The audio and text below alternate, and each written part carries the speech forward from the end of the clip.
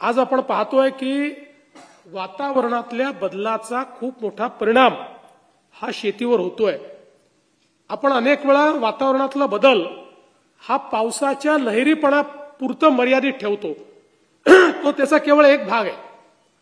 पण त्याच्यासोबत जो आपल्या जमिनीतलं जे काही नॅचरल कार्बन आहे, ऑर्गॅनिक कार्बन आहे, याच्यामध्ये येणारी कमतरता आणि त्याचा शेतीवर होणारा परिणाम किंवा जे काही आपलं नॅचरल किंवा ऑर्गॅनिक कार्बन आहे त्याचं वातावरणातल्या कार्बनची जे काही गुणोत्तर असतं, या गुणोत्तरात आलेल्या बदलामुळे आज शेतीवर, पीक पद्धतीवर, उत्पादकतेवर त्याचा होणारा परिणाम, या सगळ्या गोष्टी समजून आपल्याला पुढच्या काळामध्ये शेती करावी लागेल।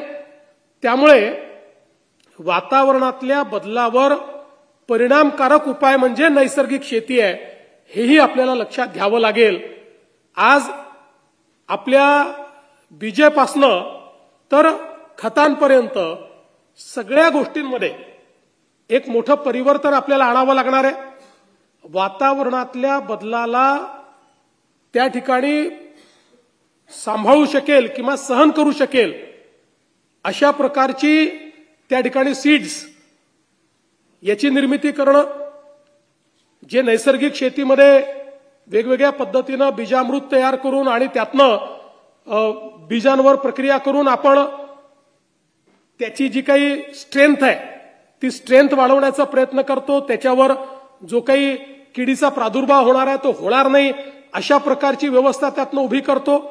किंवा आज आपण पाहतोय की मोठ्या प्रमाणात आपण जी काही खतं, कीटकनाशकं वापरल्यामुळे जमिनीची अवस्था खराब झालेली आहे। आपली जमीन आता उत्पादकता त्या प्रमाणात देत नाही, त्याची उत्पादकता कमी होते आहे। किंबहुना सुरुवातीच्या काळामध्ये ज्या गोष्टींनी उत्पादकता वाढली, आता त्या जमिनीची ती उर्वरा क्षमताच मोठ्या प्रमाणात कमी होते आहे आणि त्यातनं मोठं एक संकट हे शेतकऱ्यांवर तयार झालंय।